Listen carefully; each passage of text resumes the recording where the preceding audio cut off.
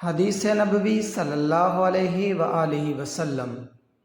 رسول اللہ صلی اللہ علیہ وآلہ وسلم نے ارشاد فرمایا، جب زمانہ قریب ہو جائے گا تو مومن کے خواب کم ہی جھوٹے ہوں گے۔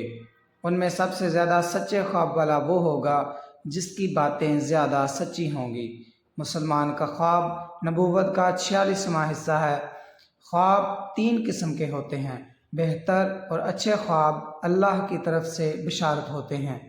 کچھ خواب شیطان کی طرف سے تکلیف اور رنج کا باعث ہوتے ہیں، اور کچھ خواب آدمی کے دل کے خیالات ہوتے ہیں۔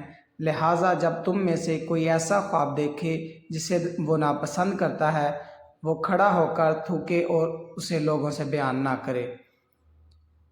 نبی کریم صلی اللہ علیہ وآلہ وسلم نے ارشاد فرمایا، سچے خواب وہ ہیں جو سحری کے وقت آتے ہیں۔